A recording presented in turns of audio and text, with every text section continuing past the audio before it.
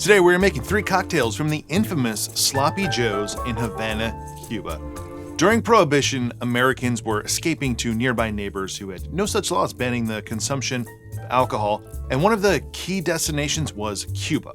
Celebrities like Ernest Hemingway and Clark Gable were said to frequent many of the Cuban bars, including Sloppy Joe's. According to the official Sloppy Joe's cocktail manuals, Jose Abeal y Otero arrived in Cuba in 1904. He'd bartended there before working in Louisiana and Miami. He would later return to Cuba to open his own spot, which was named by a friend who thought the place to be filthy and sloppy, or that's how the story goes. But the name didn't deter the American tourists who were looking for a good time during Prohibition. The history of this part is a little bit iffy, but it's said that at Sloppy Joe's they also served a loose meat sandwich that was seasoned with spices, and that the Sloppy Joe sandwich that we know of comes from Sloppy Joe's. While the bar may have been named for the fact that it was sloppy, or there were some health violations of some kind, according to Beach Bum Berry, Jose viewed the name as slanderous. The only problem with the name was that it only made the bar more popular. Potions of the Caribbean is probably my favorite of the Beach Bum books. If you love tropical cocktails, their history, and the culture around all of these drinks, and the people, then this is definitely a must-have book. The recipe books that you can find online today from Sloppy Joe's were all released from the early 1930s to early 1940s, and they're pretty much the same. And by 1930, Jose Sloppy Joe had already sold his stake in the bar. Some drinks call for parts, like 1 part rum, 1 part gin. Some call for ounces, 2 ounces of Sloppy Joe's rum. Well, some call for what seem to be parts, but they don't say parts, just 2/3 this and 1/3 that. That's all fine in a stirred cocktail with just a couple of ingredients, but when a drink also calls for drops of grenadine, 1 egg white, or it calls for 1 part whiskey and then teaspoons and drops of everything else, it can be a little bit confusing for the modern bartender. So I'm taking some liberties here for the 3 cocktails we make today. And the first drink we are going to make is one of the best named drinks that I think I've ever seen, and it's What Is Good. So let's start with 1 teaspoon of granulated sugar, 3/4 ounces of lime juice, 1 ounce of gin, 1/2 ounce of an apricot brandy, and 1 egg white.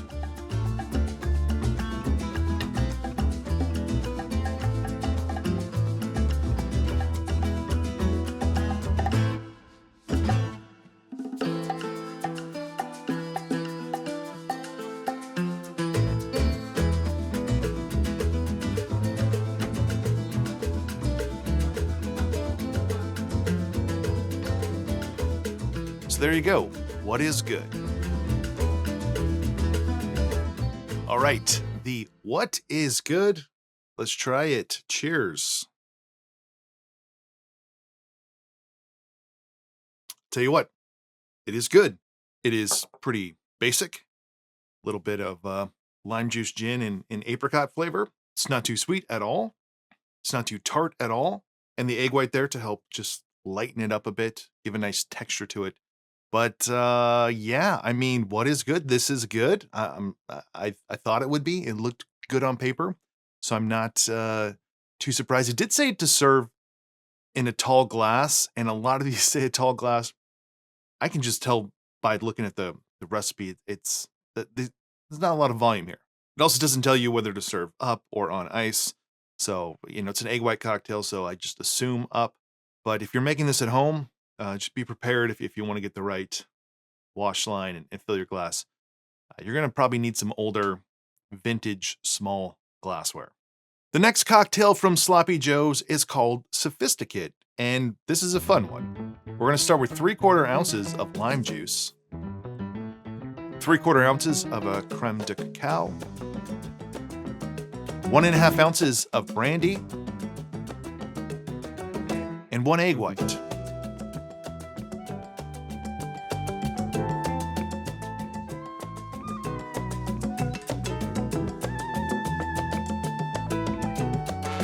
I'm going to serve this in a hollow stem glass, but before I fill it, I'm going to put some Parfait Amour in the hollow stem and then cork it with a cherry.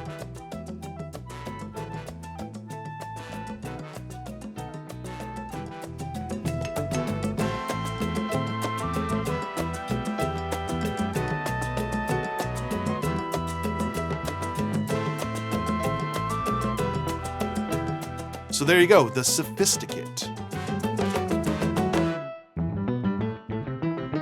My problem with this YouTube channel is I do dumb things like buy glassware just for one specific drink, like this one right here. But I'm pretty excited that that worked. The Parfait Amour corked with the cherry. They may have been using, the bright red cherries back then. I don't know, but it looks pretty cool. So let's try the Sophisticate, which has an odd aroma.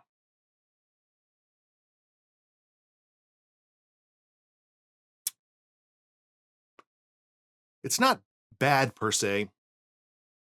It's not good. It's not bad. It's chocolate and lime juice, which unusual combination. Brandy in the background there. It's definitely not bad. It's definitely not a bad drink. It's so indicative of those times that the cocktails you see using chocolate liqueur, brandy, citrus, egg white. Yeah, I don't know. Parfait Amour is hard to find. It is kind of a orangey, vanilla, unnatural purple, but I feel like we should mix that in. It's not going to mix because it's denser. Just sink into the bottom. It is no better. It is no worse. It's a touch sweeter. Altogether, well, that does help because it kind of dials down the chocolate, which I think helps. It is not always about finding the best cocktails. Sometimes it's about finding old historic cocktails and trying to I don't want to say give them a second life, but to make sure they don't just die. These things are, deep into these cocktail manuals from the 1930s and 40s. You can find a lot of these manuals online, but just the interesting things that are from, 90 to 100 years ago that I find interesting, that I think is fun to, I don't want to say eternalize, but kind of bring back so they're not forgotten. And I will never forget the Sophisticate, that is for sure. We've got just one more cocktail to go, and it is the infamous Sloppy Joe's Special. Start with half a teaspoon of grenadine, half a teaspoon of curacao,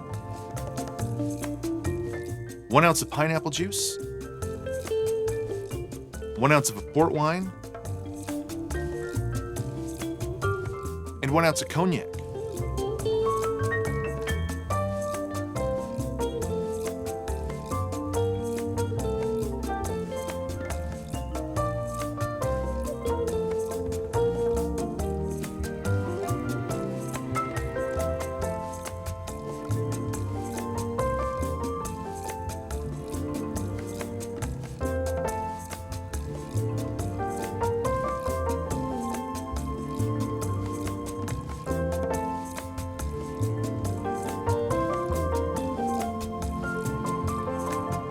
I knew there would be a problem with the volume of this one. I used the smallest columns glass I had. It said serve with a tall glass. I put as much ice as I could in this.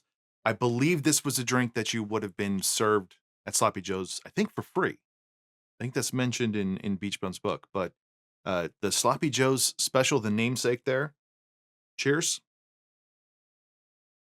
If you're given a drink for free, I guess technically you're not allowed to send it back. If I paid for this, though, I think I would. I don't send drinks back, but I don't enjoy this one. This is actually the least favorite. I thought this was going to be the best one. I guess if you look at it on paper, port wine, cognac, and pineapple juice doesn't make for a great cocktail. I don't know. Some of you might like this. It's just a combination of flavors I don't love. I think I like the Sophisticate better. Well, that's not good. Ugh.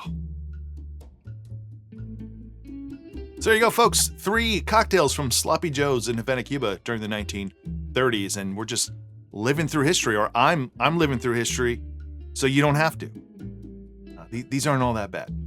I do think that the first one, What Is Good, ended up being the best one of them, and the Sophisticate, that's an interesting drink that I think is fun, especially if you have Parfait Amour, which why would you? Why would you have that? I don't know. But I would definitely skip the Sloppy Joe Special. That's not my favorite. But you know, it kind of is what it is.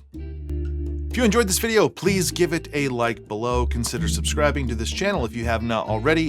And if you want to support my channel more, you can check me out on Patreon. Otherwise, I will see you on the next one.